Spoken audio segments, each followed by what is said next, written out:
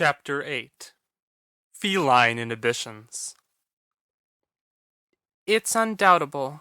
I love my cat. Topic: What is most important to you? Be creative. Graelyn Scythe, Miss Andropov's class, Language Arts, age 9, grade A-. Teacher's note: Graelyn, please stay on topic. While I understand your therapist is encouraging you to be more expressive of your feelings, next time try not to go off on so many tangents. The only escape from the miseries of life are music and cats. Albert Schweitzer. No one wanted me to have a cat. Not my mother or my father. But after the incident, my therapist made them. Indubitably, this was not the finest of circumstances for me to receive a cat, but nevertheless I received one. His name is Mr. Sprinkles, which was also not what anyone wanted me to name him.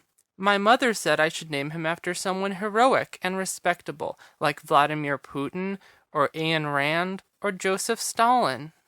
My father stayed silent on the matter. But I did not budge. I wanted my cat to be my cat. I love my cat. He is very fuzzy and purrs when he sits on my lap. His jaws have been tempered by evolution to make him a natural predator, and his teeth are like needles. His claws have a natural retraction function, so they become nearly invisible beneath his fur. His body structure enables him to control his weight when falling, to allow minimal damage to his structure when falling. He also likes to listen to Mozart with me. He likes to eat fish. He is a carnivore and has long whiskers. He is my best friend and I love him very much. Some people say that cats are only looking out for themselves, and this makes them unkind. This is a lie, and lying is bad, unless you are lying to someone for their own good. Like if they are going to put their hand on a hot stove, and you said, "Don't put your hand on that stove," and they said, "No, that stove is not hot. I do not believe you, uninformed child." And so you said, "That stove is very dirty. I cooked raw meat on it, and used it as a cutting board, and if you put your hand on it, you will catch an easily preventable illness." So they would stop, and that would be okay. But lying about cats not being nice is bad. Cats look after themselves, which is a kindness. If more people would look after themselves, the world would be a better place after all. Mother always says that I can't count on anyone except myself, and if I leech off other people and don't do what I'm supposed to, I will not only be a burden on society, but be betraying my own potential. I do not want to betray my own potential, and I am scared of that. I am very scared I will amount to nothing. I am already 9 years old, and I have not made any significant scientific breakthroughs. I can already tell I am a failure. Mr. Sprinkles does not care that I am not living up to my potential, however. He always comes up and rubs on my leg when I get home from school. I have started wearing more skirts so I can feel his fur on my calves for just this reason. He is the only person who doesn't judge me. I love my cat. Graelyn waited for the elevator to finish rising and stepped into a dark hallway. The light flickered for a second and then failed. "I'm sorry, Director Scythe. We appear to be having technical difficulties." "It's all right," Graelyn said, and pulled out her small tablet computer from her pocket. The screen was still repairing itself, but it seemed to be working enough to use as a flashlight. She shone it around and took in the luxurious hall. The carpet was so thick and lush you could fall asleep on it. The walls had gold leaf in the artworks, and the lights were all dead. As she waved the light around, she saw a hand raised in front of a set of eyes in the shadows. She took a step back. "Director Scythe?" a trembling voice asked. "Who's there?" She saw someone get up and edge closer to her. It was a girl about her own age, her hair in neat cornrows, her dark skin still wet under the eyes from crying. She was wearing fairly similar business clothes to Graelyn, except she had a better eye for style and could manage heels better. I'm the new intern. I've been with you since last Tuesday, Director. The girl stopped. She looked scared. What's wrong? Graelyn looked behind her, as though a swarm of revolutionaries was creeping up. Nothing, miss. I just, You look so much younger. Long story, Graelyn fudged. How long have you been waiting here? Since the bombs started falling. Graelyn nodded. She wasn't sure what that meant, but she knew it had to have been a long time. You don't have to stay here, you can leave. The intern shook her head. I don't know where to go, Director. They've been executing collaborators. That was certainly true. Come with me, then. The intern nodded. I'm just going into my room. The lie was strange to keep up, playing a boss of someone who is in reality her peer.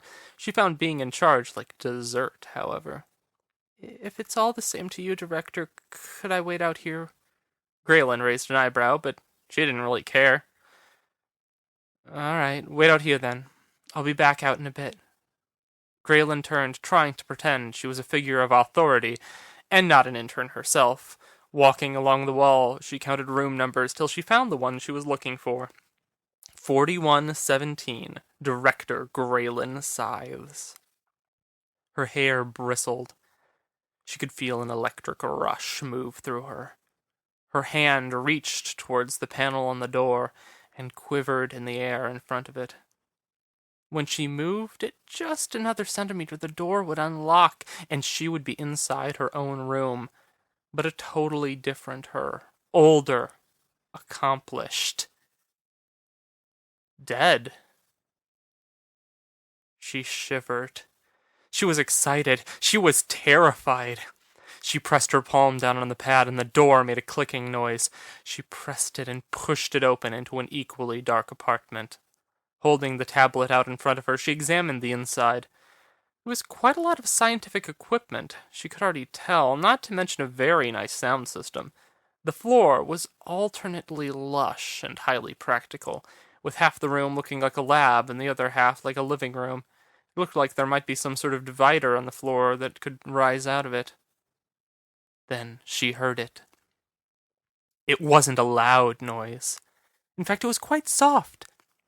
But it was all she needed to hear.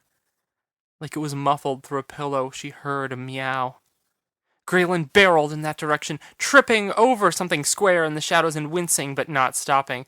She opened another door to a room filled with all sorts of cat toys and structures, things to climb on and sit in. There was an empty food bowl next to an equally empty water bowl, and a litter box that looked like it was automated. The cat meowed. She ran over to the cage and fiddled clumsily for the door latch. There, through the aperture, was a different cat. It was white with black splotches. Of course it's not my cat, she thought. Wherever I am, that woman in the car said I look 20 years younger. I guess, but a good time frame. It's unlikely my cat could have survived that long. The cat moved towards her hand and began to rub against it. Instinctively, Graelyn began to scratch it behind the ear, and the cat closed its eyes in pleasure. You poor thing, left here alone. I bet you're hungry. She picked up the cat and cradled it against her breast.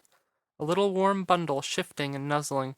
Graelyn foraged around awkwardly for the cat food, not wanting to set the cat down, but also needing to hold the light to actually see things, which left her having to set the tablet down and pick it up over again to reach for things. Finally, she found the cat food, opened the meal, and squeezed it into a bowl. She pulled another dish from the cupboard and filled it with water. Setting the cat down, she watched as it began to eat, its jaw moving in a perfect rhythm, its neck muscles working to move the food back. She smiled and reached for its collar, feeling for a tag which she found. Holding the light to it, she squinted. Captain Fudgesicle. Good name, she thought admiringly of herself. She ran her hand along his back. No, this wasn't her cat. But this cat had no one here. A Graelyn had picked him out, had raised him, and that Graelyn was gone. He wasn't Mr. Sprinkles, but Captain Fudgesicles was still in need of a home. She would take care of him.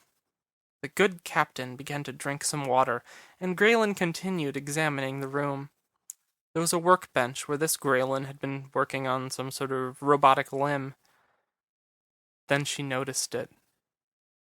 There was someone else in the room, sitting there the whole time, silently.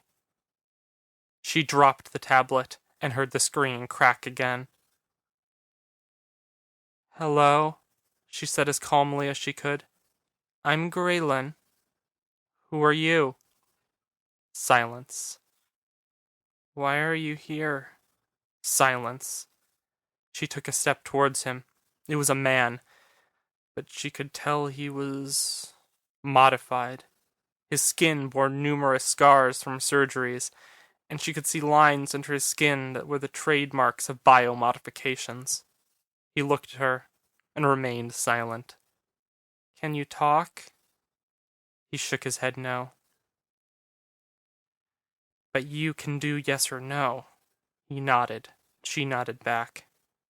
"Well then, are you gonna kill me?" He shook his head.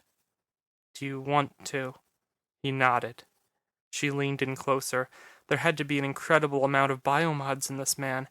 The only person she could think of with more was Arch, and he was a pretty ludicrous exception. Did I do this to you?" He nodded. "Did you volunteer?" He shook his head. "Where did I?" He pointed to a wall. "Show me." He rose and walked over to the wall, somehow doing so in a way that was both stilted and fluid, like a clockwork ballerina.